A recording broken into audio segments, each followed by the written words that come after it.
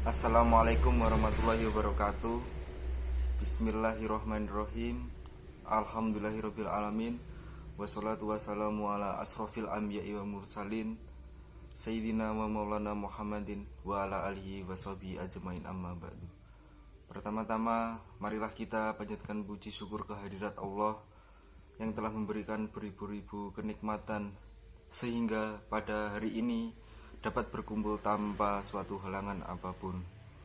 Salawat serta salam tercurahkan kepada junjungan Nabi kita Muhammad SAW yang telah banyak mengajarkan kepada kita tentang keikhlasan.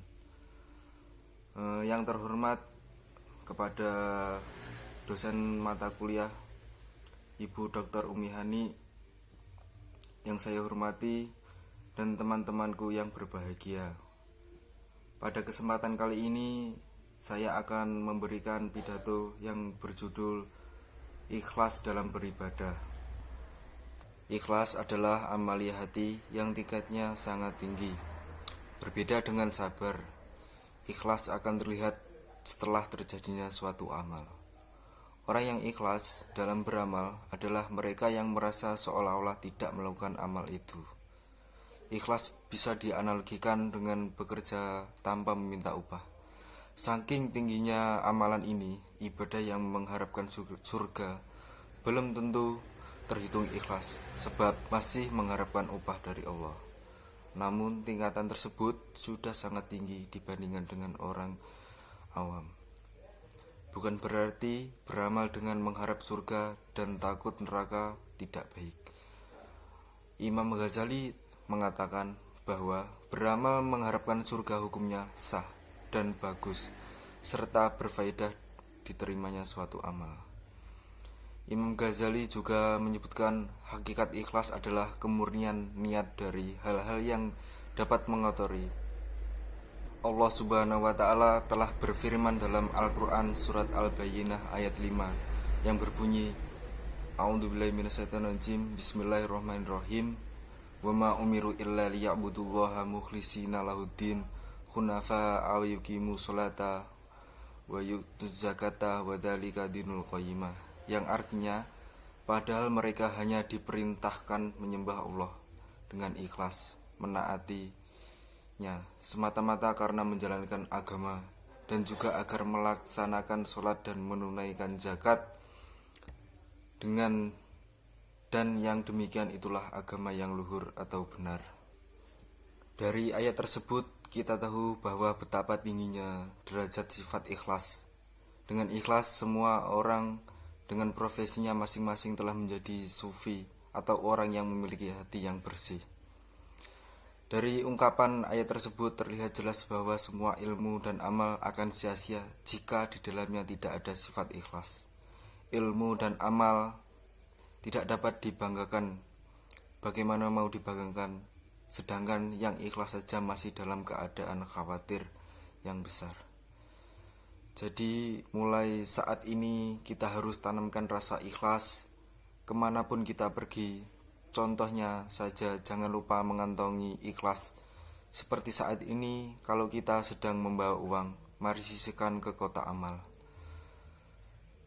Hadis mengenai ikhlas dalam beribadah juga terdapat dalam Al-Quran surat Al-An'am ayat 162 dan sampai 163 yang berbunyi, A'udzubillahi minasyaitonirrajim, Bismillahirrahmanirrahim, Kul inna sholati wa nusuki wa mahyaya wa mamati lillahi rabbil alamin, la syarika lahu wa bidza umirtu wa ana minal muslimin.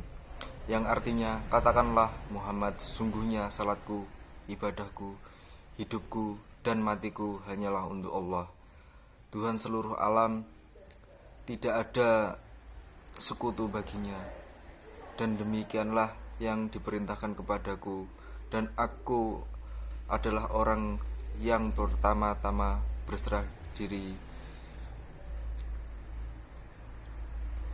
Surat Al-An'am ini juga memberi penjelasan. Surat Al-An'am ayat 162 sampai 163 ini memberikan penjelasan Ayat di atas memberikan penjelasan kepada kita tentang keikhlasan dalam beribadah. Ayat tersebut juga merupakan salah satu bagian doa iftitah salat yang diajarkan Rasulullah SAW. Semua ibadah yang kita kerjakan harus dilaksanakan dengan ikhlas hanya untuk Allah Subhanahu wa taala. Pada saat ini kita mengerjakan ibadah mahdhah, yaitu ibadah yang lebih ada ketetapan secara pasti seperti salat, puasa, haji, dan zakat harus diniatkan ikhlas karena Allah Subhanahu wa taala. Semata bukan hanya ibadah mahdhah tetapi ibadah ghairu mahdhah, yaitu ibadah yang tidak ada aturan yang pasti, harus didasarkan niat untuk menggapai ridho Allah Subhanahu wa taala. Dan dapat disimpulkan bahwa seluruh amaliyah yang kita kerjakan sehari-hari harus diniatkan untuk mencari ridho Allah Subhanahu wa taala. Sebaliknya, jika amal kebijakan kita sehari-hari diniatkan untuk mendapat penghargaan, sanjungan ataupun imbalan dari semua manusia, belum dikatakan ikhlas karena Allah. Dengan demikian, perbuatan tersebut berarti tidak bernilai ibadah, sehingga kita tidak berhak mendapatkan balasan kebaikan darinya. Selain amal yang harus diniatkan, ikhlas karena Allah Subhanahu wa taala, semata hidup dan mati juga diserahkan hanya untuknya, Allah Subhanahu wa taala, yang telah menciptakan diri kita dan seluruh makhluk. Allah yang telah mengaruniai nyawa sehingga dapat merasakan kehidupan. Sebelum kita akhiri pidato pada kali ini, marilah kita bersolawat dulu. Salatullah salamullah ala toha rasulillah. Salatullah salamullah ala yasin habibillah.